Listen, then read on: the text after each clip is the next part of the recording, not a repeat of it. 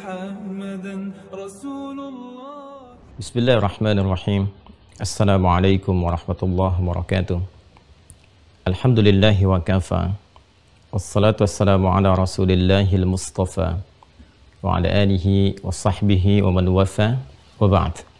Semoga para pelaku maksiat diberikan kekuatan untuk bertaubat dan meniti sisa hidup dengan mengisi berbagai amal soleh yang diridhai dan dirahmati oleh Allah Subhanahu wa Ta'ala.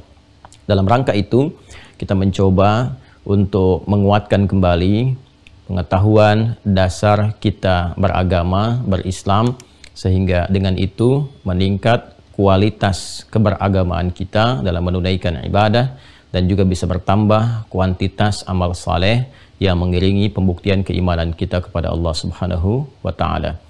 Alhamdulillah, di pertemuan yang lalu kita masih dalam pembahasan fikih siam, harapan untuk melapangkan, mentarhib keadaan hati kita sehingga siap menerima apapun yang diperintahkan oleh Allah dalam bulan Ramadan nanti, baik berupa ibadah ataupun meninggalkan segala hal-hal yang dilarang oleh Allah, sehingga dengan itu membentuk karakter moral yang kuat dalam wujud takwa kepada Allah Subhanahu wa Ta'ala. Di pertemuan yang lalu kita telah sampai pada pembahasan yang terurut, dari mulai kita membahas tentang tarhib, mengapa kita berpuasa, kapan berpuasa, dan juga sebelumnya membahas tentang bagaimana cara kita berpuasa. Kini kita akan coba membahas tentang penunaian puasa yang dilakukan pada umat-umat sebelum Nabi Muhammad SAW diangkat menjadi Nabi dan Rasul. Karena Allah sendiri memberikan keterangan kepada kita dalam pembuka perintah puasa itu dengan turunnya Quran surah kedua Al-Baqarah ayat 183 bahwa puasa yang diwajibkan untuk ditunaikan oleh umat Islam pada masa itu hingga kini dan sampai kehidupan berakhir juga pernah diwajibkan kepada umat-umat sebelum umatnya Nabi Muhammad SAW. Allah berfirman, Ya ayyuhalladzina amanu kutiba alaikumussyam kama kutiba alal ladzina min qablikum la'allakum tattaqun. Hai seluruh yang telah menyatakan beriman pada Allah Subhanahu wa Ta'ala, betapapun kualitas iman kalian, baik itu masih lemah dan keadaannya jauh dari Allah, atau bahkan standar sehingga tergerak untuk menunaikan yang pokok namun belum tergerak untuk meningkatkan kuantitas pada yang sunnah, yang nafilah, atau bahkan ada orang yang kuat imannya sehingga jangankan yang fardu, yang sunnah pun ia kejar. Semua itu bisa ditingkatkan, semua itu bisa dikuatkan dengan cara kutiba alaikumussyam, diwajibkan atas kalian mulai detik ini untuk menunaikan ibadah siam.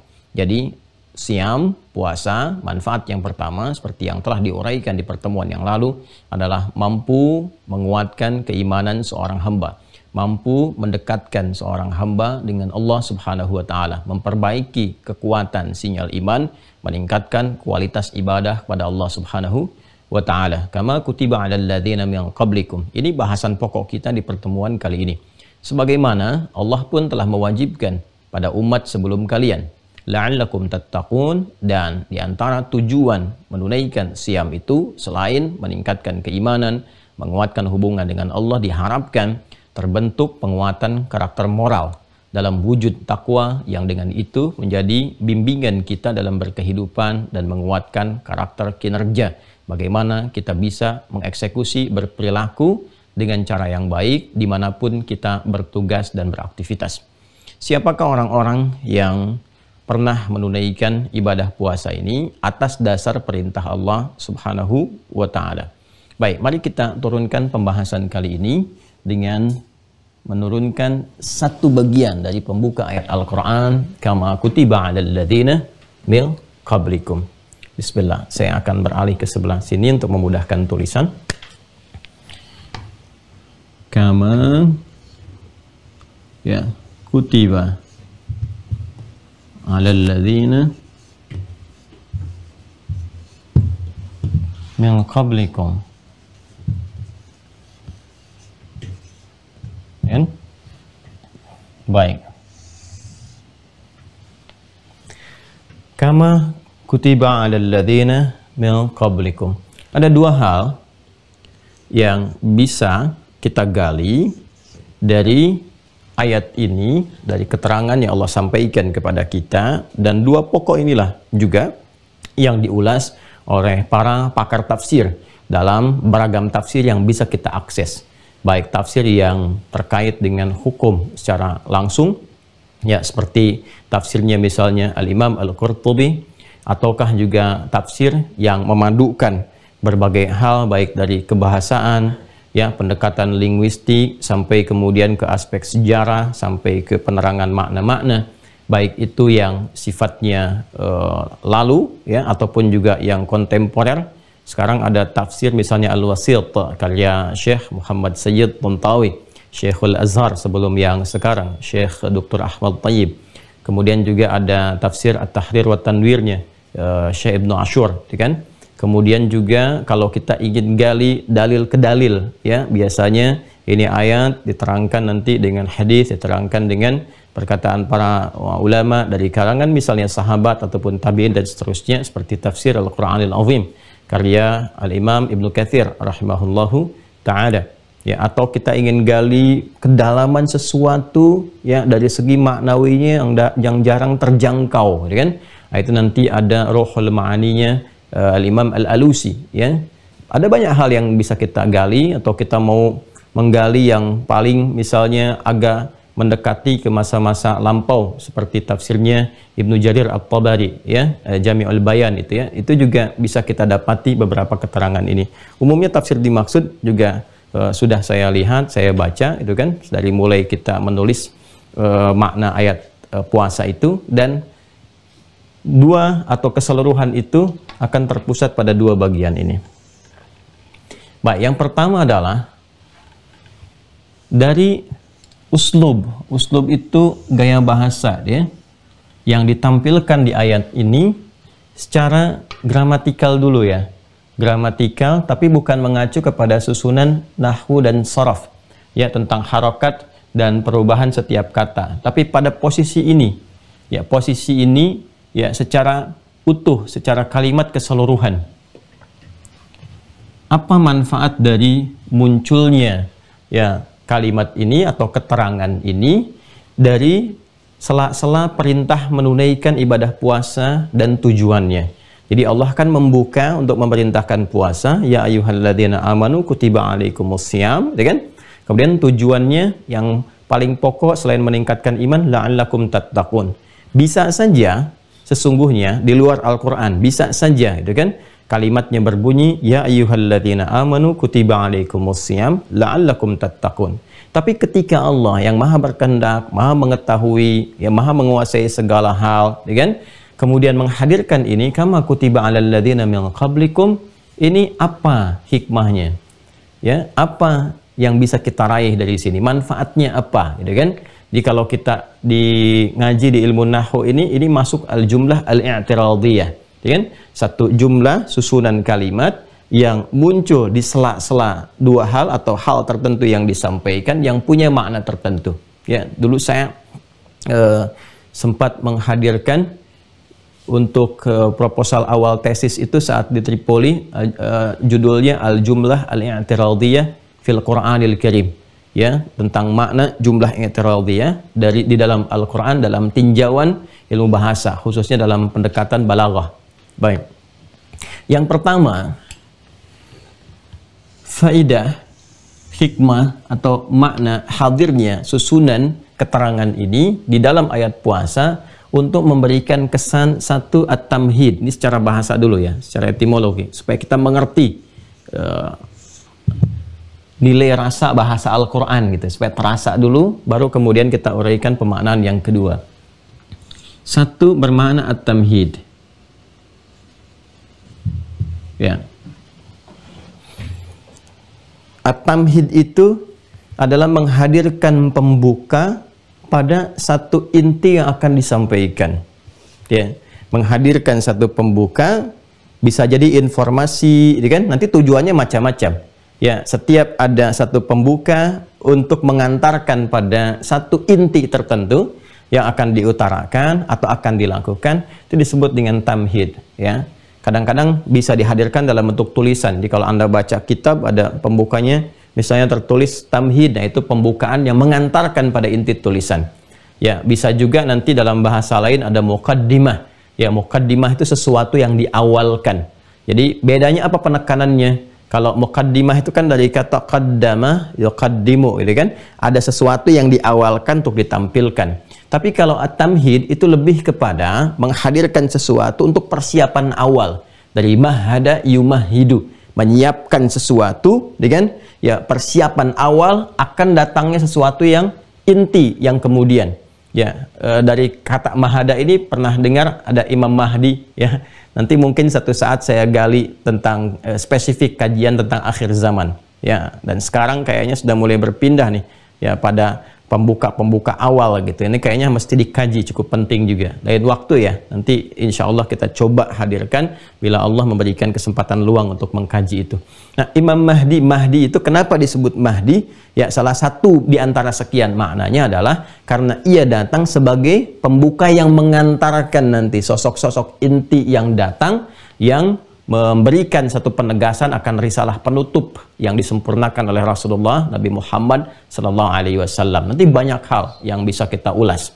Nah, ini fungsinya pertama secara kebahasaan, ya, secara gramatikal dalam tinjauan bahasa Arab. Ini jumlah ini, susunan dari ayat ini yang berada di antara ayat-ayat pembuka puasa dan mengenalkan tujuannya, ingin mengantarkan, kan, kepada satu bagian inti puasa yang akan ditunaikan dengan menyampaikan info dulu. Ya, tujuannya apa info ini disampaikan sebagai pembuka? Nah, di antara tujuan tamhid kalau kita ngaji di ilmu bahasa, yang pertama adalah tujuannya untuk melapangkan. Ada pertama ini, ya. Melapangkan hati, ya, baik itu pendengar, ya, ataupun objek perintah, sehingga dengan kelapangan hati ini muncul satu, ya, semangat untuk menunaikan motivasi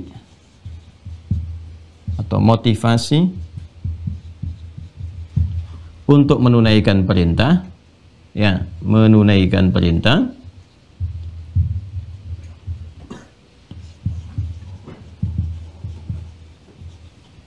Yang kedua, ya, terambil dari ini juga melapangkan hati, ya, keadaan lapang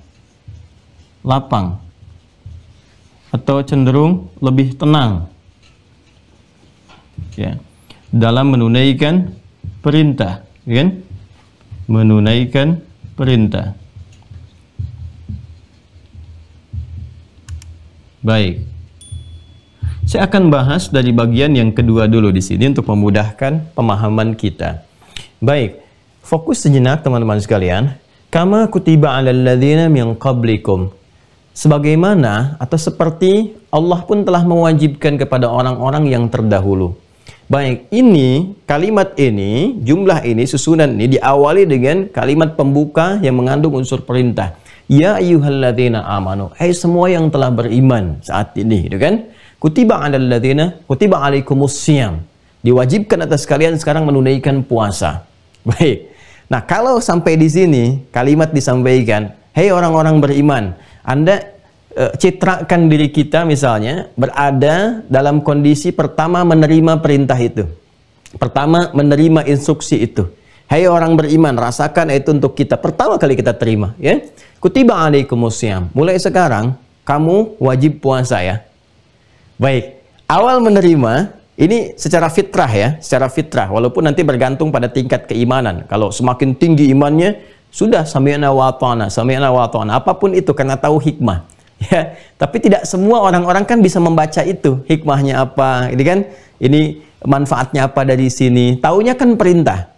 Ya, tapi ketika perintah itu disampaikan juga dengan informasi yang memberikan kelengkapan, perhatikan kalimatnya. Orang dulu juga sama menerima perintah seperti kamu sekarang. Ya, atau bahasa lainnya, bukan kamu saja yang sekarang diminta puasa, dulu juga umat yang sebelumnya diminta puasa juga. Ya, sama dengan di sekolah atau anak-anak di rumah, misalnya kan, ya, Anda minta kepada adik "Ade, tolong buang sampah ya." Ade begitu diperintahkan mau buang sampah, loh kok ade mah? Kakak juga dulu begitu. Ya, Anda kebayang nggak? Kakak juga dulu begitu, latihan buang sampah. Sekarang fisiknya bagus, terus jadi semakin disiplin, semakin kuat dan sebagainya. Ya, tapi dengan kalimat pembuka saja, dulu kakak juga begitu. Nah, minimal menurunkan satu keadaan di dalam jiwa itu untuk menghadirkan ke lapangan. Jadi agak lega gitu. Ya, ada kesan berbagi dalam menerima perintah itu sehingga seakan-akan tidak dikerjakan sendiri. Keadaan perintah apa yang diinstruksikan itu. Ya, bahwa kan seringkali kita menghadirkan atau mendapati sebuah makna, satu pekerjaan bila dikerjakan dengan bersama itu rasanya lebih ringan kan? Ya, makanya puasa Ramadan kenapa nggak kerasa kita? Ya, menunaikan puasanya kan ada kesan bersemangatnya tinggi, kemudian juga luar biasa dari fajar kadang ke maghrib tidak terasa menunaikan padahal lumayan panjang. Ya, kenapa menjadi ringan? Karena kita merasa semua menunaikan. Ya, semua orang menunaikan, orang-orang Islam semua menunaikan. Lihat orang Islam ini puasa, bahkan yang non-muslim pun juga sama-sama mengondisikan keadaan yang mendukung umat Islam itu untuk berpuasa. Itu kan bahkan ada yang ikutan misalnya jualan barang-barang tertentu untuk mensupport orang puasa, ada yang jualan kurma dan ada yang jualan kadang pakaian dan sebagainya. Jadi kondisinya terbawa. Beda ketika puasa Senin, saya kan puasa Kamis, Ayyamil Bid, Senin, Kamis, belum tentu ada orang mau puasa itu ya bisa merasakan kemudahan yang serupa seperti menunaikan Ramadan. Karena ketika dilihat orang lain, ya ada yang makan atau ada yang tidak puasa dan sebagainya. Nah, ini kesan awal yang diterima oleh insan beriman pada masa itu ketika menerima ya ayyuhalladzina amanu kutiba alaikumusiyam. Hai seluruh insan beriman, mulai saat ini diwajibkan bagi kalian puasa. Bukan hanya kalian, orang dulu juga diwajibkan juga. Ya kan? Maka seperti tadi saya sampaikan, ini rasa yang tinggi kalau orang Arab mendengarkan ini tuh rasanya ke hati itu lebih lega gitu. Jadi kalau kita masuk ke dalam nuansa ini, ya masuk kita ke dalam dzauq nilai rasa bahasa Arab, kita merasakan lebih enak nih. Sama saja dengan logika sederhana yang tadi saya sampaikan, bukan hanya adik, kakak juga dulu begitu. Nah, itu akan menurunkan ya keadaan dalam hati sehingga lebih lapang menerima. Yang kedua, orang pasti akan ada pertanyaan. Ya, bagi insan beriman itu kan ciri khasnya apa? Nah, ini menarik ya. Insan beriman itu ciri khasnya senantiasa membuktikan keimanannya melalui amal soleh. Ya, bahasa singkatnya insan beriman itu ciri khasnya gemar mengumpulkan amal soleh. Ini ciri khas insan beriman. Jadi kalau Anda ingin melihat, mengenali orang-orang yang sejati imannya, real beriman, kan? Maka lihat berapa banyak amal soleh yang bisa dia kumpulkan. Ya, kalau Anda ingin misalnya mencarikan ya pasangan untuk anak misalnya kan, atau ada yang sedang mencari pasangan dan sebagainya, ingin melihat kualitas yang baik dalam imannya, berapa banyak amal soleh yang bisa dia kumpulkan. Kalau Anda ingin misal melihat calon-calon karyawan yang mau diseleksi gitu kan, saya ingin nih dari calon ini karena pokok pekerjaannya mengaitkan dengan nilai-nilai keimanan, ya misal mau buka travel umrah, kan?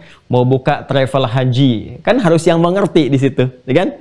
Anda ingin mencari yang imannya bagus, lihat kualifikasi di amal solehnya. Karena insan beriman sejati itu ciri khas utamanya gemar mengumpulkan apa?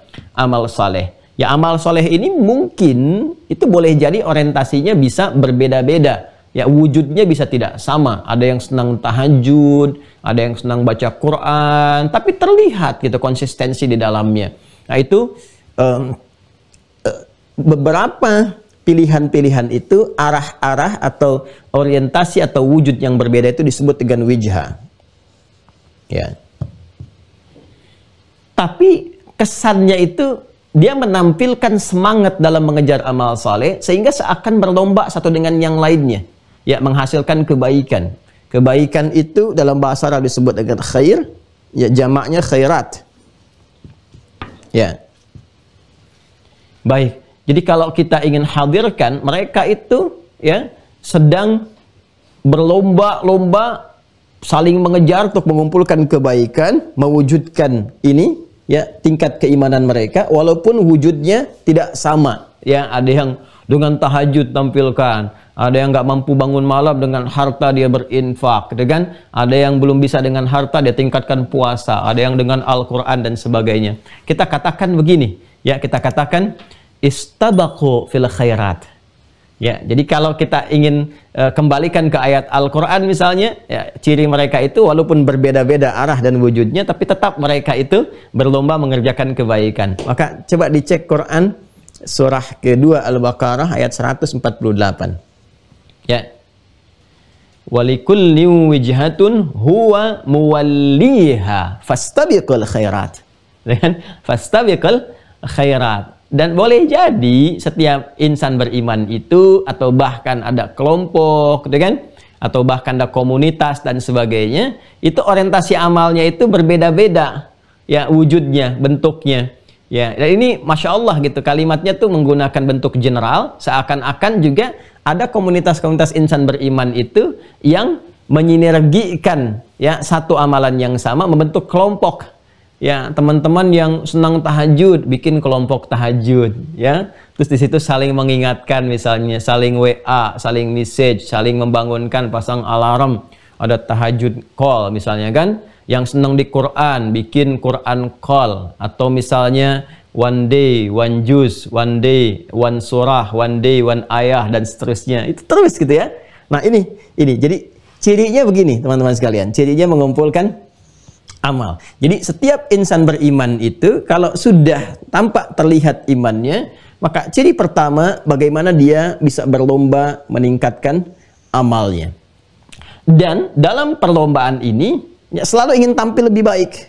Lebih baik. Ya, namanya orang berlomba pasti ingin capai yang paling awal kan? Ya, dengan kualitas terbaik kan? Jadi walaupun saya nih cara berpikirnya begini, saya memang belum bisa konsisten bangun malam, tapi Allah titipkan nih pada saya berupa harta benda. Wah, itu yang dikejar lewat infaknya, lewat sedekahnya, itu kan, dan seterusnya.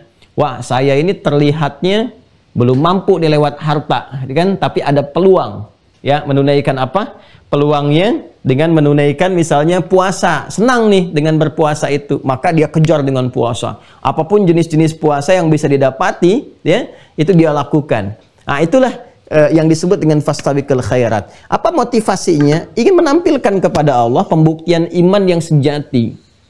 Ya? Jadi ciri iman sejati itu, satu, gemar menunaikan amal soleh, ini, ya kan? Yang kedua, ada motivasi untuk menjadi lebih baik. Apa kaitan dengan ini, dengan tamhid ini? Ini pembuka ayat puasa itu Al-Baqarah 183, antara kewajiban dan tujuannya ditengahi dengan tamhid, dan tamhid ini awalnya dibuka dengan kalimat iman. Ini menariknya. Ya ayyuhalladzina amanu. Ya ayyuhalladzina amanu. Ya ayyuha alladzina amanu. Ya, seperti ini. Hai semua pemilik iman. Ini dia. Sedangkan kembali ke sini, nih, karakteristik pemilik iman yang sejati gemar mengumpulkan amal soleh. Karena itu ketika mendengar ini diturunkan, baru sampai ya ayyuhalladzina amanu, sudah kelihatan tuh sahabat-sahabat yang memang notabene memiliki iman sejati langsung mengatakan sami'na wa ata'na. Nunggu apa nih amal soleh yang akan disampaikan? Perintah apa? Kalau bahasa sekarang, siap perintah, kan? Petunjuk kemudian datang, kan? Karena ada yang siap petunjuk, siap perintah, ya. Ini sami'na, kami dengar, wa ata'na, kami taat, siap perintah. Apa nih perintahnya, kan? Nah, ini menarik. Jadi begitu kemudian imannya disentuh, ini gambarkan, citrakan ayat ini untuk kita gitu, untuk mengetahui kadar keimanan yang ada dalam jiwa kita. Ya ayyuhalladzina amanu, tuh hati kita disentuh. Karena Quran itu manhaj dan mukjizat saat yang bersamaan. Jadi bukan hanya untuk 1-2 generasi sampai kehidupan berakhir. Sepanjang kita mengatakan beriman, maka ayat itu berlaku untuk kita. Jadi bukan hanya sahabat yang kita lihat bahwa ketika mereka menerima ya ayyuhalladzina amanu sami'na wa ata'na, itu pelajaran bagi kita bagaimana meningkatkan kualitas iman bisa seperti itu. Ya. Nah, ini gambaran yang pertama. Jadi saat ya ayyuhalladzina amanu terkait dengan iman, maka ini yang menarik. Pembuktian peningkatan amal soleh ini menjadi relevan untuk ditampilkan, sekaligus ini jumlah ini susunan kama kutiba 'alal ladzina min qablikum menjadi penguat motivasi untuk menampilkan penunaian ibadah siam itu, puasa itu lebih baik daripada orang sebelumnya. Karena kan sedang diperlombakan ini. Ya, kita sedang berlomba. Ya, berlomba dengan siapa? Kama kutiba 'alal ladzina min qablikum. Kalau bahasa bebasnya begini, insan beriman, mulai saat ini tunaikan puasa ya. Bukan kamu saja, orang dulu juga diberikan perintah untuk puasa itu. Manfaatnya banyak. Nah, lebih baik ya daripada mereka. Kamu harus lebih unggul. Kamu harus lebih baik dibandingkan orang-orang terdahulu yang pernah menunaikannya. Kamu sekarang masih punya kesempatan menunaikan. Orang terdahulu sudah selesai. Ya, kan sudah ada yang meninggal, sudah kembali, sudah selesai. Sekarang risalah penyempurna. Seperti orang dulu pernah tunaikan, kamu pun akan tunaikan juga dengan hadirnya perintah ini. Cuma ketika kamu punya kesempatan lebih, tunaikan lebih baik dibandingkan dengan mereka. Tuh. Dalam ya. Nah, inilah makna di sini at-tamhid dalam kalimat kama kutiba 'alal ladzina min qablikum. Baik, ini dari segi kebahasaan.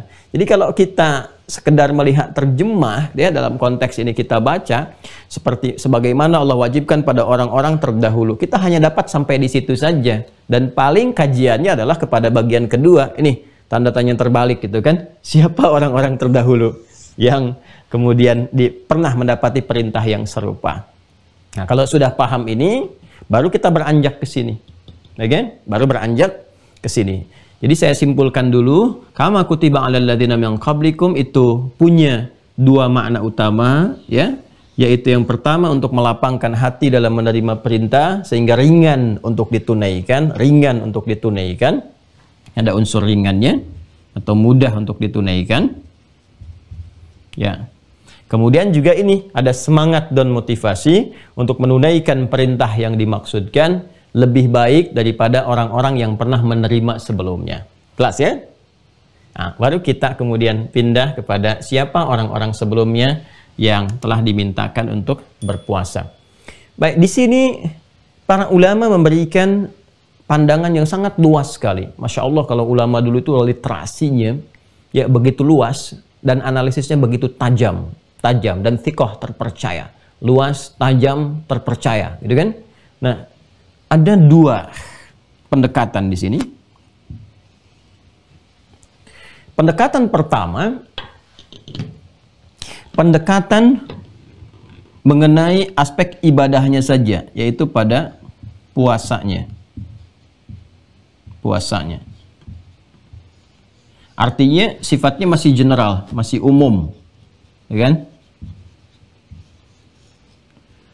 Untuk menjawab pertanyaan, siapa yang pernah berpuasa? Gitu. Ya. Jadi umumnya bukan umat Islam saja yang dengan lahirnya Quran surah kedua Al-Baqarah ayat 183 turunnya ayat ini jadi kewajiban untuk berpuasa. Orang dulu pun pernah ada yang berpuasa. Jadi sebelum umatnya Nabi Muhammad SAW sudah ada yang puasa, gitu kan? Nah, misal kalau jarak terdekat itu kan ada yang Nasrani, umatnya Nabi Isa alaihissalam, Yesus Mesias, gitu kan? Nasrani. Baik. Nanti kalau mau lebih detail, nanti dalam kajian perbandingan agama, ya itu bisa didalami. Pembahasan tentang perbandingan konsep keberagamaan, ya dengan argumentasi ilmiah, yang dengan itu kita mencoba mencari titik-titik kebenaran sejati untuk diyakini dengan pandangan objektif dan menyerahkan keputusan ya sepenuhnya kepada setiap insan untuk bisa mengambil kebenaran yang dimaksudkan atau memilih apa yang dia kehendaki dengan konsekuensi masing-masing. Itu tinjauan Islam dalam konteks perbandingan agama. Indah sekali ya. Nanti ayatnya banyak. Ya, apa yang mau saya sampaikan? Yang mau saya sampaikan nanti ada perbedaan diksi, dan diksi ini juga menunjukkan perbedaan dilalah, ya, perbedaan bahkan makna tertentu antara Nasrani misalnya dengan Kristen. Itu ada perbedaannya. Jadi saya tampilkan Nasrani, di sini untuk menekankan pada satu makna tertentu ke pengikut Nabi Isa alaihissalam. Yang saya maksudkan dengan konteks ini menempatkan Isa alaihissalam, Yesus Mesias, sebagai Nabi, sebagai Rasul, bukan Tuhan. Kan? Nah, ini kita katakan Nasrani. Kemudian ada Yahudi.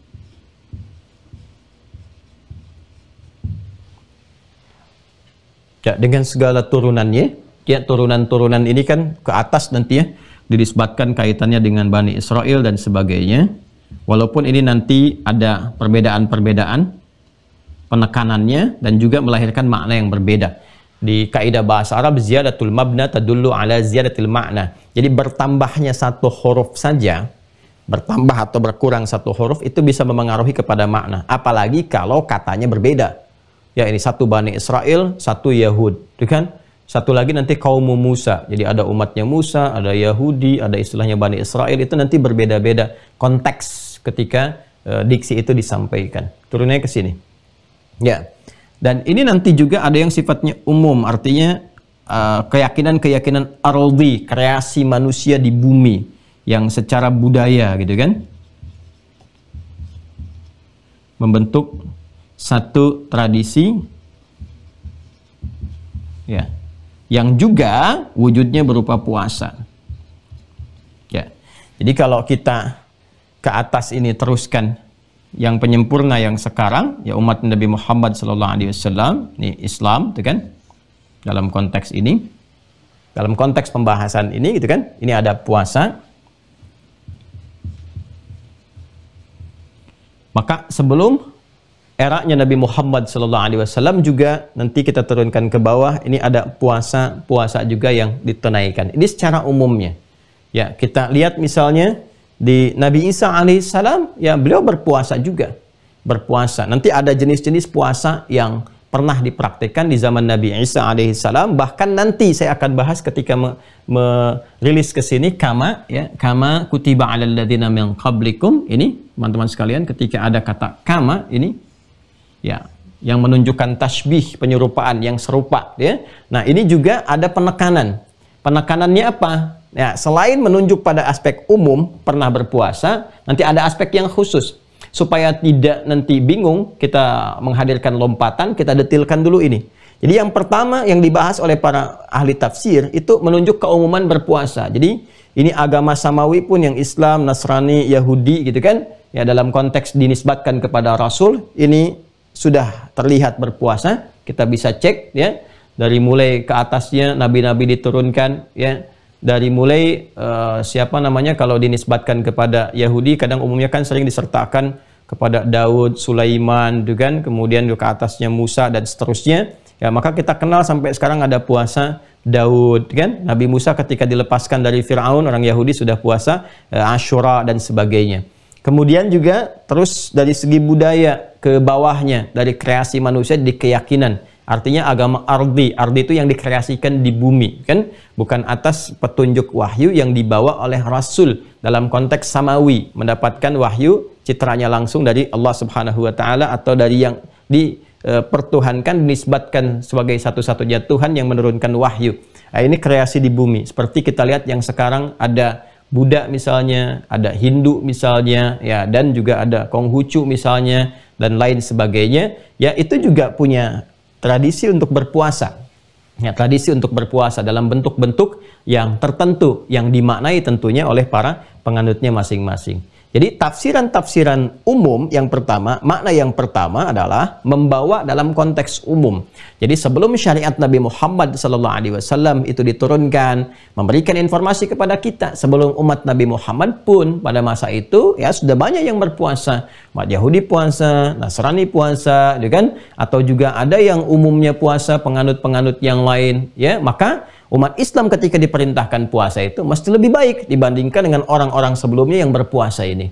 Dan anugerah yang Allah berikan motivasinya tinggi. Nanti kita akan lihat kan, ada malam Al-Qadar, ada pahala berlipat, ada ampunan dan sebagainya. Jadi kalau itu diberikan dengan segala keistimewaannya yang belum tentu didapati di masa-masa yang lalu, ya kan? Seharusnya memberikan motivasi lebih untuk semangat menunaikan ibadah yang ditunaikan itu. Jadi tafsir pertama dari pertanyaan siapa umat terdahulu juga yang berpuasa, maka ada yang sifatnya umum, memberikan jangkauan yang luas sifatnya kepada umat-umat sebelum Nabi Muhammad. Kalau dinisbatkan pada keyakinan, apakah itu Yahudi, apakah itu Nasrani, atau agama Ardi, kan? Di Hindukah, di Budakkah, dan macam-macam sebagainya. Di generasi-generasi itu sudah ada juga tradisi, atau juga bisa disebut dengan syariat, sesuai dengan keyakinannya masing-masing untuk menunaikan ibadah siam, ibadah puasa. Dan saya detilkan tuh di buku makna ayat puasa itu. Ya, jadi kalau Anda masuk ke halaman, kalau nggak salah 68 tuh ya, 68 itu ada pembahasan tentang siapa umat-umat terdahulu, saya detilkan tuh, bahkan berapa banyak, ada yang disebut puasa A, puasa B, puasa C, dan sebagainya. Baik. Sekarang secara khusus nih, secara khusus, secara spesifik, ini yang sangat menarik. Kembali kepada apa yang tadi saya isyaratkan. Ya ayyuhalladzina amanu, ini kutiba alaikumusiyam. Hai orang-orang yang telah beriman, mulai sekarang diwajibkan bagi kalian untuk menunaikan ibadah siam, puasa. Kama, nah ini menariknya nih. Kama, seperti halnya, kan? Nah, kama ini ada rasa, gitu kan? Ada rasa, terasakan dalam diksi ini, kalau kita bawa ke dalam bahasa Arab dengan pendekatan ilmu balaghah, ada nuansa tashbih, nuansa yang serupa. Ya, ada satu nuansa yang serupa, yang sama gitu. Serupa, ada yang sama. Artinya apa? Artinya ya jenis puasanya sama. Ya, diberikan waktu yang sama gitu ya, walaupun namanya mungkin dulu berbeda, tapi keadaannya sama seperti itu. Jadi kalau sekarang kita menerima Ramadan, ya Al-Baqarah ayat 185 itu, syahrul Ramadan alladzi unzila fihil Qur'an. Makanya komentar-komentar para ahli tafsir itu, ya ketika memberikan informasi kepada kita, dan itu terlacak dengan sanad, ya menyampaikan, sama diberikan Ramadan juga. Artinya dengan jumlah yang sama, dengan keadaan yang serupa. Ya seperti orang dulu sebagaimana, kan? Jadi kalau ada redaksi kama itu menunjukkan keserupaan gitu, keserupaan. Ini bisa pada macam-macam, ya bisa pada nilai misalnya, bisa pada keadaan, bisa pada materi, ya. Misal kita ngaji sedikit balaghah ya, sedikit saja. Kita ingin katakan pada pasangan kita, bisa. Saya ingin katakan pada istri saya, misalkan, kamu cantik seperti rembulan, kan? Nah, kita ingin serupakan di kecantikannya misal, ya. Kita ingin serupakan di kecantikannya. Maka kita katakan anti kal badri ka fil jamala. Wah, ini masih lengkap ini. Ya, di tasbihnya ada tasbihnya ada, musyabahnya ada, musyababehnya ada. Kalau kita ngaji balaghah ya, sedikit ya. Anti, kamu, gitu kan? Nah, kalau suami mau katakan pada istri, ya kan? Ya, mama, gitu kan? Mama deh, masya Allah cantik banget deh kayak rembulan, gitu kan? Nah, ini pakai ka nih. Anti, ya engkau, ka al-badri, seperti purnama. Ya, purnama, bukan komar ya. Kalau komar itu bulannya, jangan mau kalau disebut kayak bulan. Bulan kan kalau apa tuh bahasa Ukrainanya itu korodok ya. Apa namanya, nggak sepenuhnya halus gitu kan. Jadi bulan kalau bendanya kan nggak sepenuhnya halus ya, tapi kalau purnama kan maksudnya cahayanya ya, beningnya, bagusnya gitu, baiknya. Ini berarti antikal badri gitu kan, engkau bagaikan purnama fil jamalah, dalam kecantikannya, di keindahan, indah untuk dipandang. Kan hadis Nabi kan yang tersambung kepada kita menyampaikan di antara sifat baik istri itu dalam Islam apa? Ya, ketika engkau memandangnya, engkau merasa tenang, merasa nyaman, ya, merasakan ketentraman, keindahan, ketenangan. Sama dengan saat melihat purnama gitu, indah, tenang. Maka di bahasa Arab itu ada satu, kalau kita ingin hadirkan pujian, kita hadirkan kepada Allah gitu kan. Nah, ingin menampilkan syukur kepada Allah dengan melapangkan hati pasangan dengan mengatakan antikal badri fil jamalah. Masya Allah mah kayak rembulan deh itu ya. Masya Allah cantiknya. Kadang-kadang ada dibuang nih ininya nih, kafnya ada tasbihnya dibuang untuk menekankan anti badrun ya. Kalau memberikan pencerahan yang kuat, itu kan? Pencerahan yang kuat atau saat bersamaan itu indah juga, kemudian juga memberikan penerang yang kuat. Kita bisa katakan ke laki-lakinya anta syamsun. Masya Allah, ya kan? Ya. Nah, ini anti kal badri fil jamalah, anta dibalas anta kasyamsi misalnya kan? Ya, anta kasyamsi fil inarah. Masya Allah. Ya. Fil inarah. Suami ke istri, anti kal badri fil jamalah, fa anta kasyamsi fil inarah. Sedangkan engkau layaknya mentari, kan? Dalam memberikan cahaya, penerang, ya, penerang dengan uang belanja, penerang dengan perhatian, penerang dengan kekuatan, ya kan. Matahari itu menyengat kalau ada yang mengganggu, kan, mengeringkan kalau ada kesedihan yang kemudian membasahi pipi dan sebagainya. Itu kan apa yang bisa diambil di surat Yusuf. Kita sedang ngaji tafsir surat Yusuf, ya kan. Makanya kan kenapa ayah diilustrasikan dengan matahari, ya, ra'aitu ahada asyara kaukaba wasyamsa wal qamara. Ya, syamsa itu diartikan kepada ayah, kan? Kemudian qamar di sini menunjukkan kepada fisikal keadaan, bukan pada nilai kecantikan atau kegantengan, bukan, tapi keadaannya yang berpotensi menghadirkan keindahan, kan? Itu diwujudkan kepada ibu, ke perempuan. Ya, jadi ini kalau kita belajar diksi di bahasa Arab itu tinggi sekali. Nah, ini pakai tasbih nih, kaf. Ya, ada tasbihnya kaf. Jadi kalau kita hilangkan kafnya, kita katakan misalnya anti badrun anta syamsun, kan? Nah, kalau kita katakan, ya kita mengidentikan betul seakan-akan saking tingginya nilai itu melekat pada dirinya, seakan-akan inilah mentarinya gitu.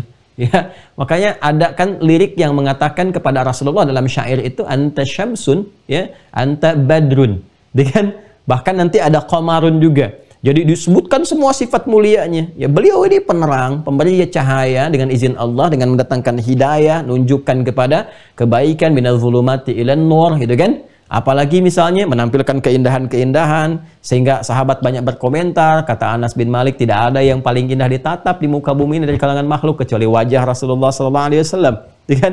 Dan tidak ada yang memberikan ketegaran, perhatian dan sebagainya, merasakan seperti ibu merasakan keadaan anak, kan? Ya, kecuali Rasulullah itu yang dilukiskan di penghujung surah At-Taubah itu, ya, laqad ja'akum rasulun min anfusikum azizun 'alaihi ma 'anittum harisun 'alaikum bil mu'minina raufur rahim. Sehingga banyak kemudian orang-orang pada saat itu memberikan madah, pujian kepada Nabi sallallahu alaihi wasallam atas dasar syukur pada Allah Subhanahu wa taala dengan menyebut syamsun, qamarun, kemudian badrun dan sebagainya. Nah, ini pakai tasbih kaf. Ini menunjuk keserupaan dalam ada nilai, keadaan atau materi. Apa hubungan dengan ayat yang sedang kita kaji? Ini ada kaf.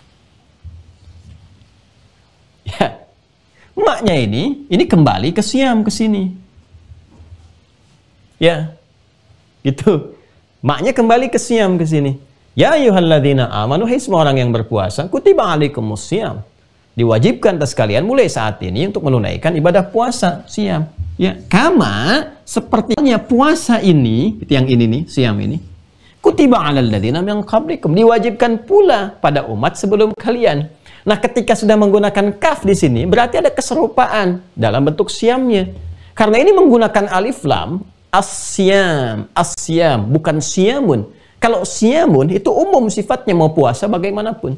Tapi kalau sudah pakai alif lam, yang telah kita bahas dulu, ya, ada aturannya, ketentuannya, ada kekhususannya, jumlahnya, waktunya dan sebagainya, ya. Maka ada yang mencoba untuk mendalami literasi ini, didalamkan, diluaskan spektrumnya, dan menemukan bahwa keterangan-keterangan ada umat sebelum umatnya Nabi Muhammad SAW yang diperintahkan oleh Allah Subhanahu Wa Taala untuk menunaikan ibadah puasa seperti halnya umat Islam mendapatkan Ramadan dengan jumlah yang serupa, dengan waktu yang sama, gitu kan? Walaupun nanti ada teknis-teknis secara syariat yang memberikan kekhususan sehingga terlihat di satu titik agak berbeda karena memang keadaan umat yang tidak sama. Itulah fikih Islam. Jadi waktunya diberikan sama. Misalnya 29-30 hari. Zaman yang dengan itu memberikan perubahan-perubahan karakter. Makanya sering saya katakan, Islam tidak menghambat kemajuan zaman, tapi mengapresiasi, menerima, mengakomodir semua itu dan memberikan satu pedoman yang menjaga kemajuan itu tidak meruntuhkan nilai-nilai kemanusiaan. Jadi bagaimana kemajuan itu tidak menghancurkan kehormatan manusia, tapi membawa maslahat untuk manusia, maka Islam datang dengan pedoman-pedoman yang mengarahkan itu. Dan dahsyatnya itu berlaku sampai kehidupan berakhir. Ya, dari awal risalah diberikan, dari 15 abad yang lalu sampai dengan sekarang nggak pernah berbenturan. Ya, jadi keliru kalau ada yang membenturkan Islam misalnya dengan kemajuan, menghambat dengan hukumnya, itu belum paham. Ya, belum paham tentang makna-makna di balik hukum dan sebagainya. Balik ke sini. Kalau begitu siapa ini yang mendapatkan anugerah ini? Nah, di sini ada dua pendapat. Pendapat pertama, ya, disebutkan dengan redaksi Ahlul Kitab.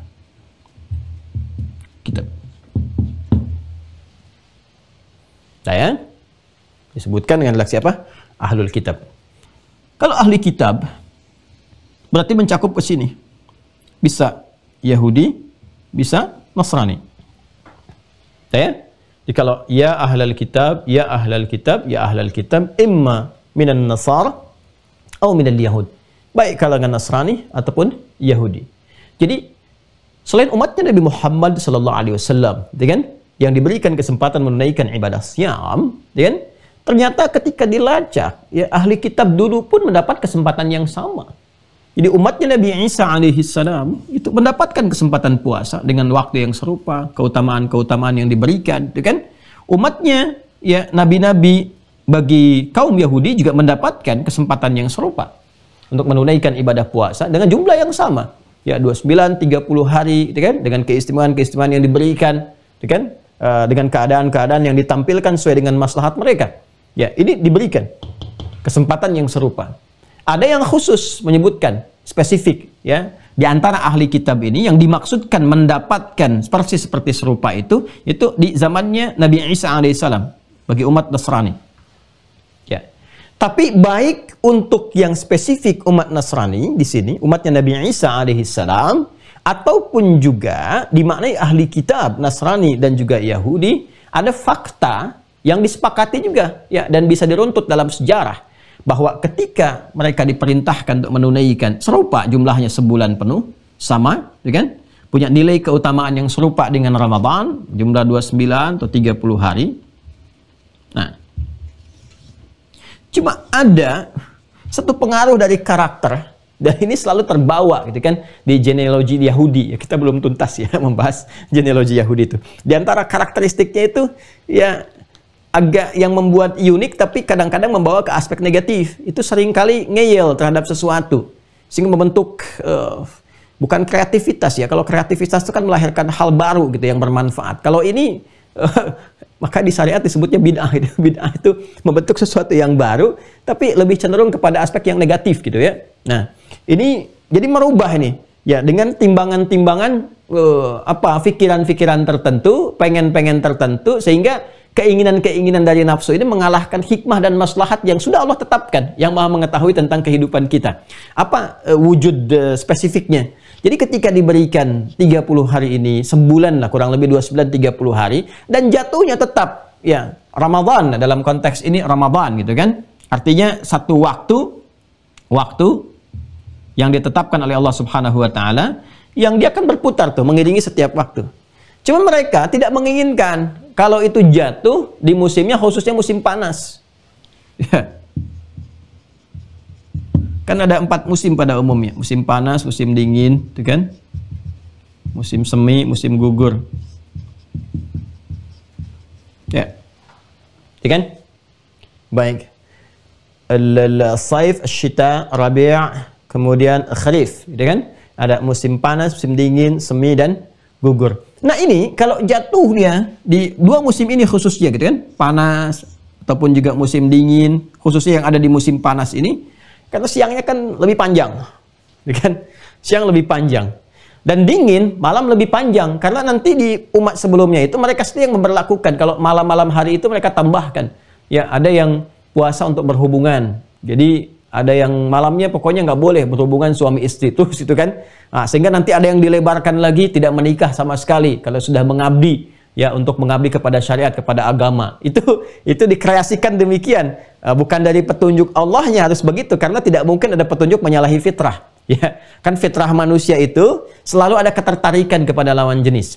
Itu selalu itu, ya. Bagaimanapun Anda mengingkarinya, tapi tidak bisa menyalahi fitrah yang ada dalam jiwa. Karena itu agama memberikan pendampingan. Jangan sampai rasa ketertarikan ini melampaui hukum-hukum yang secara normalnya mesti terjaga. Sehingga tidak melahirkan satu tindakan-tindakan yang kontraproduktif dan saling melukai. Maka ada hukum di situ, hukum pernikahan, hukum lamaran, ta'aruf, dan sebagainya. Nah ini fitrah, jadi nggak mungkin ada manusia yang kemudian bisa menghindari fitrah itu, mengendalikan barangkali dengan keadaan-keadaan tertentu, punya batasan-batasan dengan puasa dan sebagainya. Tapi mengingkari fitrah dengan menghilangkan itu semua, itu sulit untuk dilakukan.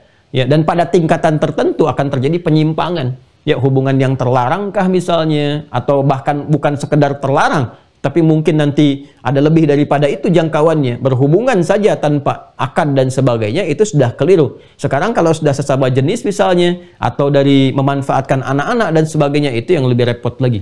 Ya. Nah, saya mau kembali ke sini. Jadi, ada yang menghadirkan satu, pokoknya bukan hanya siangnya nggak makan, nggak minum, malamnya pun nggak boleh hubungan suami istri misalnya. Dan nanti suasana itu terbawa. Di awal-awal masa ayat ini turun, ya, ada sebagian yang tahu tentang ini, ya, umat-umat di masa lalu itu, ada yang memahami apakah malamnya nggak boleh hubungan, kan? Ya, dikonfirmasi ke Rasulullah. Ya Rasulullah, apakah sama dengan yang dulu, ya kan? Nggak boleh hubungan suami istri di malam harinya. Lalu jawab turun wahyu yang Al-Baqarah ayat 187 itu. Kan rangkaiannya 183, 184, 185, 186, 187 itu rangkaian ayat puasa yang saya bahas juga. Maka turun ayat 187. Ya uhilla lakum lailatas siyami rafathu ila nisaikum. Ya hunna libasul lakum wa antum libasul lahunna. Malam hari gak ada masalah. Ya, Allah turunkan ayat. Kalau malam hari gak ada masalah. Ya, engkau bisa bercumbu, engkau bisa saling merayu, engkau bisa dan sebagainya gitu kan, melakukan hubungan suami istri, gak ada masalah. Ini waktunya diatur. Ini yang untuk fajar sampai ke maghrib ibadahnya seperti ini. Malam harinya ada ibadah-ibadah seperti ini, gitu kan?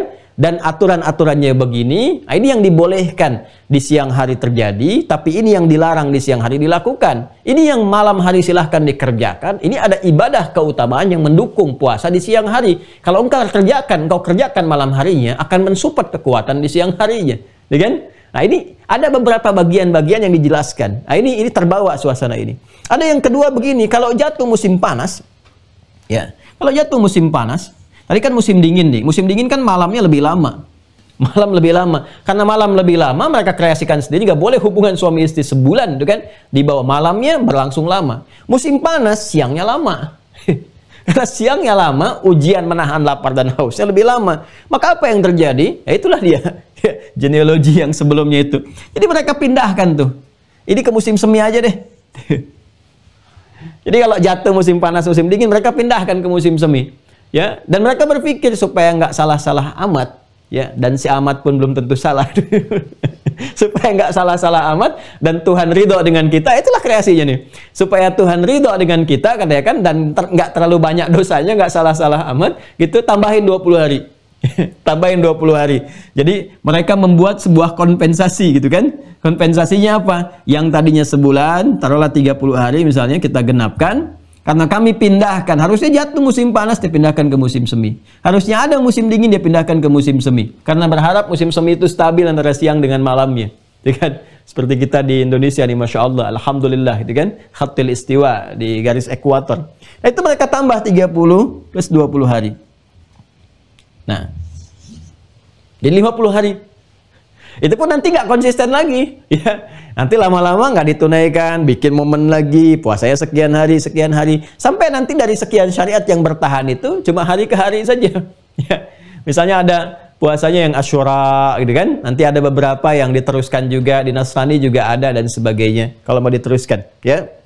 Ya, kalau Kristen pembahasannya beda lagi nanti, ya. Karena kalau diksinya tadi saya katakan, kalau diksi Nasrani dengan Kristen itu berbeda. Kalau kita memahami Nasrani, ya, ini diksi ini menunjukkan pengakuan terhadap Isa alaihissalam, Yesus Masias sebagai nabi, bukan sebagai Tuhan.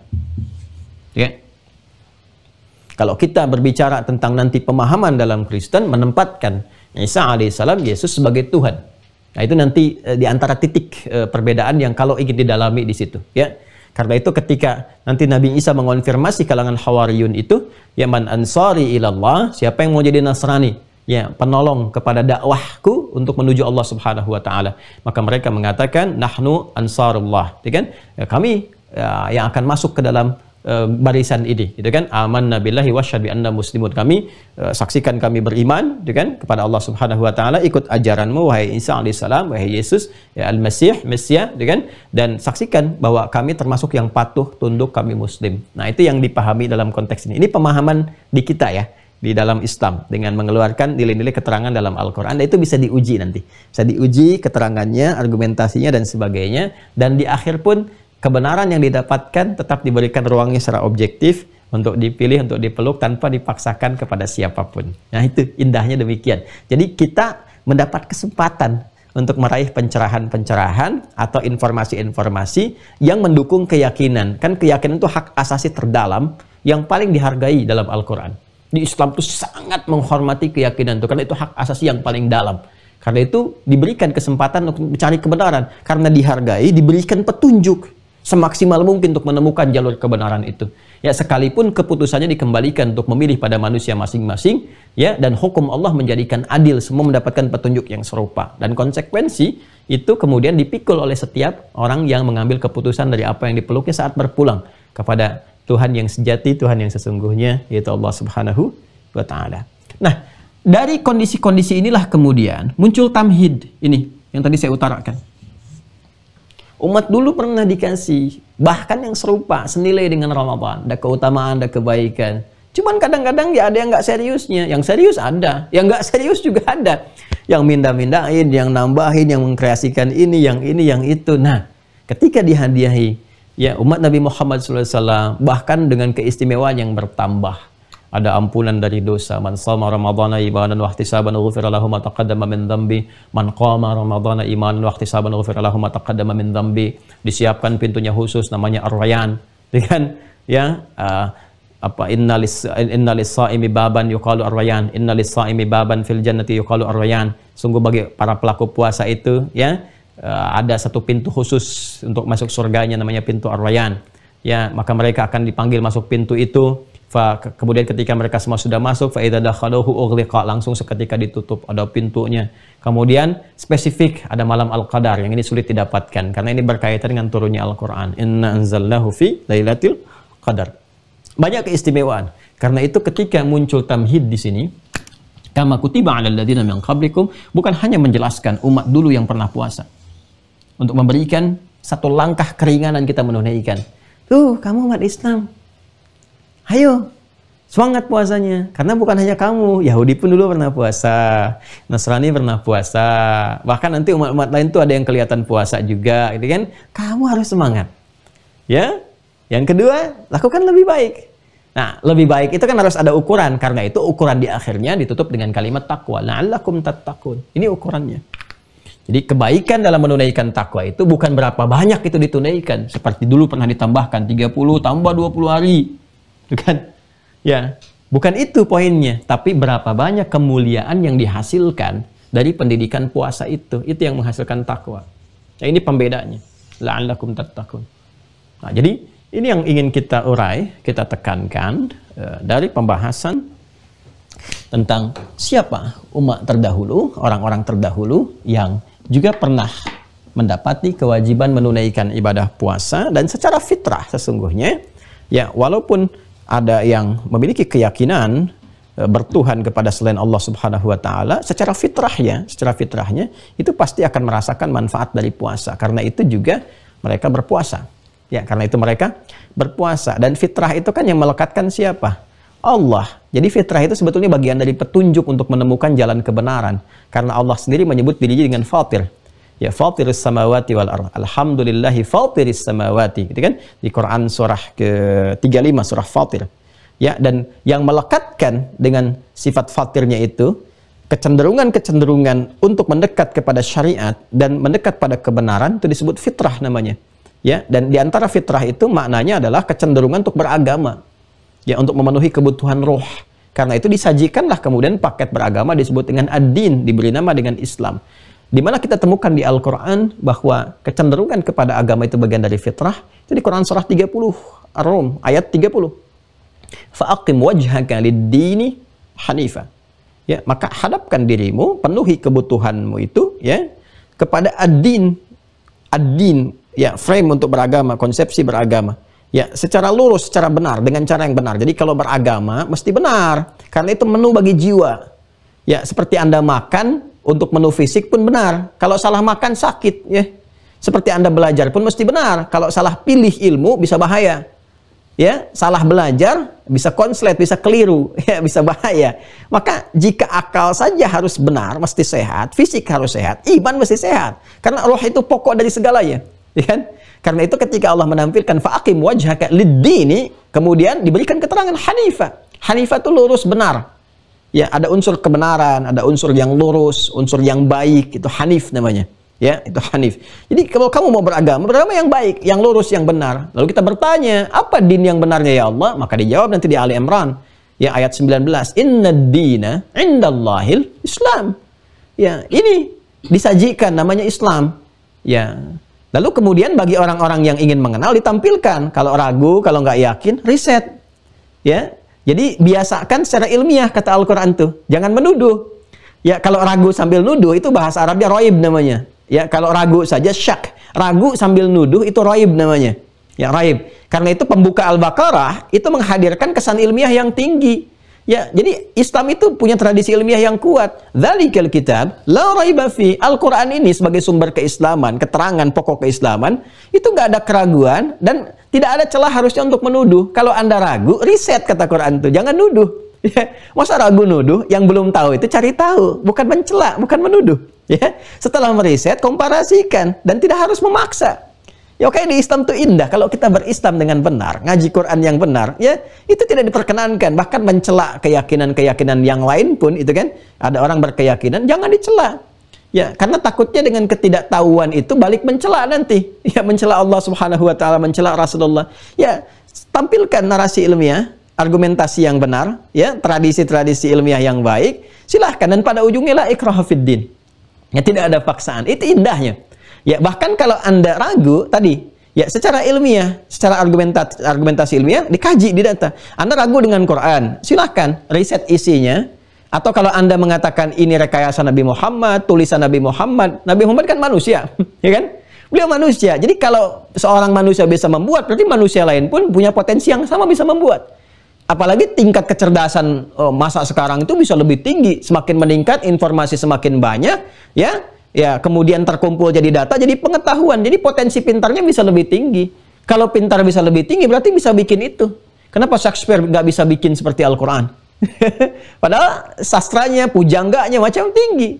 Ya, kalau Anda mampu buat seperti Quran. Ya, kalau nggak mampu, ya buat misalnya 10 surah saja. Di Al-Isra itu. Nggak mampu, ya 1 surah saja. Di Al-Baqarah ditutup itu kan, di ayat yang ke-23. Ya, wa in kuntum fi raibin mimma nazzalna ala abdina. Kalau kalian ragu, juga nuduh. Ya, terhadap Al-Quran yang kami turunkan, kata Allah, dengan keagunganku kepada hambaku yaitu Muhammad sallallahu alaihi wasallam. Kalian tuduh itu rekayasa Nabi Muhammad, ya kan? Kalian tuduh itu buatan Muhammad sallallahu alaihi wasallam, yang pedoman yang dihasilkan dari kreasi Nabi Muhammad. Silahkan datangkan yang semisalnya. Tentu kalian akan lebih mampu. Kenapa? Karena Muhammad seorang ummi sallallahu alaihi wasallam. Nggak pernah belajar cara menulis, nggak pernah belajar cara membaca, ya kan? Nggak bisa menulis, nggak tahu cara membaca bagaimana. Karena itu Allah jadikan ummi Nabi Muhammad SAW untuk menguatkan mukjizat Al-Quran. Supaya orang nggak bisa menuduh ini buatan Muhammad SAW. Punya karya apa Nabi Muhammad itu sebelum jadi Nabi? Nggak ada karya tulisan yang ada, nggak ada syair yang pernah dibuat, nggak ada. Ya. Karena itu semua celah ditutup dulu. Semua celahnya ditutup gitu. Nah, jadi ini sesuatu hal yang sangat menarik gitu kan. Ya, ini menarik dalam syariat itu. Kembali ke Quran surah 30 ayat 30, Ar-Rum ayat 30. Fa'aqim wajhaka lid-dini hanifah. Setelah engkau bisa mendapatkan riset agama yang benar, tuh kan? Engkau yakin dengan itu, lalu engkau peluk itu, masuk Islam misalnya, maka jangan sekedar masuk. Ya, tunaikan semua nilai keislaman dengan baik. Tegakkan dengan lurus, ya. Apa yang diperintahkan dikerjakan, apa yang dilarang ditinggalkan. Itu aja dulu, ya. Dan itu akan memenuhi kebutuhan roh. Makanya ditampilkan menu rohnya dalam bentuk ibadah. Salat itu menu roh. Roh itu kan butuh ketenangan. Ya, jiwa kita kan butuh ketenangan. Ketenangan itu yang kemudian memberikan sinyal-sinyal kebaikan dalam membentuk ikatan pengetahuan dan menginstruksikan. Jadi kalau hatinya nggak tenang, pikiran akan terpengaruh. Kalut pikiran, hati nggak tenang tuh pikiran juga ikut gelisah. Ya, kalau pikiran sudah gelisah, nggak bisa baik mengambil keputusan. Anda sedang gelisah, ngambil keputusan susah. Anda panik, ngambil keputusan susah. ya ibu ini, anak ibu ini ada musibah begini, baru dengar musibah kan langsung terpikir begini begitu, panik. Dalam panik itu nggak bisa ngambil keputusan yang baik, kan? Nah, itu kan keadaan dari jiwa. Makanya harus ada ketentraman dalam jiwa. Menu-menu yang ditampilkan dalam agama itu harus memberikan manfaat langsung pada jiwa. Ketenangan, kan? Kemuliaan, pengentasan sifat-sifat yang negatif, karakter-karakter negatif, ya. Karakter negatif yang ada pada nilai rasa. Ada nggak solusi untuk mengatasi dendam? Solusi mengatasi iri hati. Kan iri hati itu bukan iri pikiran. Iri akal kan nggak ada. Iri hati yang ada. Ya kan? Dendam, iri hati, riya, sum'ah. Dan itu penyakit hati semua. Nah, menu-menu di syariat, di agama itu mesti mengentaskan semua itu, sekaligus menguatkan karakter moral yang baik untuk mendukung akal dan fisik untuk bekerja lebih mulia, lebih bagus. Nah, ini semua dijelaskan. Dan mesti ada keterangan yang jelas, karena ini beragama dari Tuhan. Tuhannya langsung yang perintahkan, kan idealnya begitu. Tuhannya yang perintahkan, ya, kemudian menerangkan dalilnya apa, ayatnya apa, dicontohkan kepada kita lewat utusan, diterangkan hikmahnya, dan indahnya ketika Islam menyajikan menu itu, dijelaskan semua, terpenuhi semua unsurnya. Jadi sulit untuk kita menghindar, ya, dari kebenaran Islam itu susah. Dari konsepsi agamanya, lihat sholat, dalilnya ada. Dalilnya jelas, di Quran banyak, menunjukkan bahwa itu perintah langsung dari Rabb, dari Tuhan, dari Allah Subhanahu wa Ta'ala. Kemudian apa lagi? Caranya dijelaskan, Nabi jelaskan. Makanya orang sholat, orang Islam sholat, nggak ada yang beda, caranya semua sama. Dari bacaan, ya, Anda mau di Meksiko, ya, mau di Brazil, mau di Singapura, di Singaparna, ya, atau misalnya, ya, taruhlah di Amerika, di Indonesia, ya, di Chicago, dan sebagainya, itu sholatnya sama semua. Ya, dari awal sampai akhir nggak ada yang beda. Nggak ada orang sholat di Amerika pakai bahasa Inggris. Ya, semua pakai bahasa Arab, semua sama. Caranya, dijelaskan hikmahnya. Manfaatnya apa? Ya, ini kalau dikerjakan manfaatnya apa? Ke jiwa apa? Ke perilaku apa? Dijelaskan. Ke hati melahirkan ketenangan. Ala bidzikrillahi tatma'innul qulub. Yakinkan pada dirimu, kalau zikirmu benar, hatimu akan tenang. Dan sholat disebut zikir. Wa aqimus sholata lidzikri.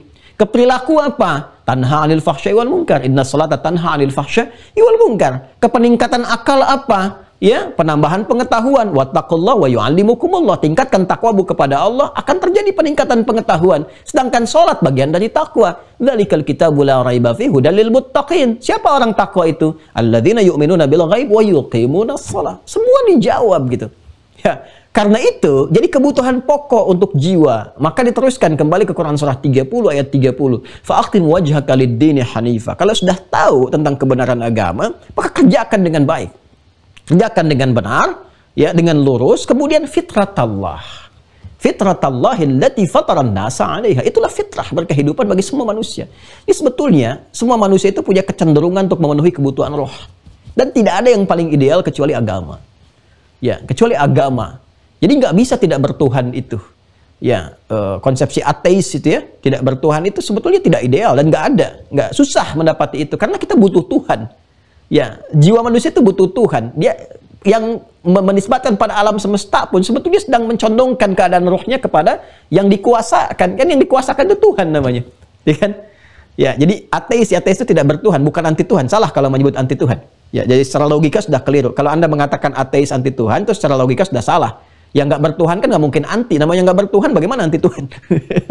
Jadi ada ateis, ada antiteis, itu beda. Ya. Nah, jadi ya, kalau anti Tuhan itu kufur namanya. Kalau ateis itu tidak bertuhan. Paham yang memahamkan keadaan dirinya untuk tidak bertuhan. Dan itu nggak bisa karena keluar dari fitrah. Karena itu jiwa akan terus mencari. Ya, dalam pencarian itu dia memosisikan Tuhan misalnya sebagai semesta, sebagai bagian dari gambaran konsepsi kehidupan. Unsur perubahan itu bingung sendiri nanti. Bingung tuh. Jadi kalau untuk menemukan kata Tuhan itu dikreasikannya kepada macam-macam. Jadi kebingungan sendiri. Ya, bingung sendiri. Biasanya kalau orang cenderung masuk ke situ, itu ciri dasarnya itu lebih memusatkan segala hal itu kepada aspek logika, kefikiran.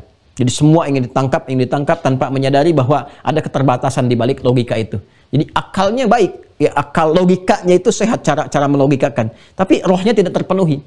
Ya, karena tidak terpenuhi, ya itulah tidak sampai kepada pencarian yang hakiki gitu. Nah, itu biasanya konsepsi dunianya merasakan kepuasan dalam berpikir, tapi tidak menyiapkan bekal untuk memisahkan diri dari dunia ini ketika terpisah dengan sesungguhnya. Bahasa singkatnya, kalau meninggal itu, nah, itu yang kesulitan, yang repot saat menghadapi nilai-nilai spiritual. Karena meninggal kan rohnya yang keluar. Bukan akalnya yang pergi, tapi rohnya yang keluar. Nah, ketika roh keluar itu, dia nggak siap, karena nggak ada konsepsi untuk roh. Ya, ini kita bicara iman sehat ya. Jadi ada akal sehat, ada iman sehat. Ya, di balik iman yang sehat, ada akal yang kuat dan fisik yang ideal. Ya, jadi ini gambarannya. Masya Allah ya, dari Al-Baqarah sedikit bisa nyambung kemana-mana ini. Nah, jadi inilah kembali ke sini, kama kutiba 'alal ladzina min qablikum. Saya ingin menegaskan gini, Muslim itu harus cerdas. Muslim itu harus kuat cara berpikirnya. Karena kita disebut Muslim itu patuh tunduk kepada Allah. Sedangkan Allah itu maha mengetahui, maha berilmu, maha segalanya. Kita belajar dari yang maha, harusnya punya keunggulan. Dan itu orang-orang Islam dulu itu, ya cerdasnya sudah nggak terukur. Cerdasnya cerdas melampaui masanya gitu. Ya. Di orang Islam tuh mesti pintar. Jadi kalau ada yang pintar, orang Islam mesti paling pintar. Kalau ada yang baik, orang Islam mesti paling baik. Karena semua ajarannya itu mengerucut pada puncak kebaikan. Di puncak kebaikan itu namanya takwa. Kita itu punya banyak narasi takwa. Harusnya kalau jadi Muslim, harus jadi yang paling baik. Ya, jadi kalau ada yang jujur, itu umat Islam tuh harus paling jujur. Ya, jadi kalau ada orang ngaku Muslim korupsi, itu bermasalah gitu. Harus dibimbing jadi lebih baik. Ya, dibimbing lebih baik. Kita kan sedang menghindari celaan dan sebagainya. Ya. Nah, itu konsepsinya. Pokoknya kalau Masya Allah gitu, kalau kita benar-benar mempelajari dengan baik, indah. Tidak ada yang nggak indah dalam Islam tuh. Nggak ada yang nggak indah. Semuanya nyaman, baik, ya mulia. Nah, ini yang kita gali di kesempatan pagi hari ini. Jadi kita sudah dapatkan satu ayatnya, insya Allah secara utuh. Ya ayyuhalladzina amanu, sudah saya terangkan, kan? Hai semua orang yang beriman, maknanya sudah saya terangkan. Kutiba alaikumussyam, diwajibkan bagi kalian menunaikan puasa. Sudah saya terangkan kenapa pakai kutiba, kenapa kemudian pakai asyam. Dan ala itu menunjukkan penekanan. Ya, jadi kalau sudah kutiba ala berarti sangat ditekankan. Ya, sangat ditekankan. Jadi sesuatu yang sangat melekat. Ya, sangat melekat. Tapi kalau dalam konsepsi pahala dan dosa itu nanti bisa beda. Ya, jadi kalau Anda misalnya mendapatkan narasi sesuatu yang salah pakai ala, itu artinya melekat. Ya, lawannya nanti yang positif itu pakai la. Ya, makanya di Al-Baqarah ayat 286 itu setiap kita beramal kan ada dua konsekuensi. Kalau soleh dapat pahala, kalau salah dapat dosa kan? Ya, kita dapatkan ngaji di Al-Baqarah ayat 286 ayat terakhir. La yukallifullahu nafsan illa wus'aha. Laha ma kasabat wa 'alaiha maktasabat. Jadi iktasabat pakai ala, kasabat pakai laha. Ya, awas tuh jangan salah memahami. Kalau la itu positif. Laha kalau dia kasabat mengerjakan yang baik, gitu kan? Maka mendapatkan cepat dari Allah diberikan berupa pahala. Pahalanya cepat langsung dituliskan. Ya. Ya, wa 'alaiha maktasabat. Kalau dia berbuat buruk, ala maka akan lekat keburukan baginya sebelum dia taubat. Tapi indahnya begini, ini kalau ngaji bahasa tuh dalam sekali. Ya. Coba kasaba dengan iktasaba. Pendek mana bacaannya? Kasaba. Kasaba cuma 3 huruf, kaf sin ba. Ya kan? Kalau ke sifat amal tambah tak di ujungnya, kasabat menunjukkan banyak, ya kan? Atau kembalikan kepada nafas. Nafas itu kan muannas bajazi gitu, sifatnya menggunakan tak. Kemudian iktasaba itu berapa huruf? Bisa 5. Ya. Ada alif, kaf atau hamzah wasal, kaf, kemudian ta, sin, ba, ta lagi. Ya, ta maftuha, ta ta'nits. Iktasabat, kasabat, iktasabat. Kasaba, iktasaba. Itu dasarnya. Pendek mana? Kasaba. Ya, panjang mana? Iktasaba. Cepat mana mengucapkan? Kasaba. Kan? Iktasaba. Ya, panjang. Iktasaba, kasaba, cepat tuh. Ya.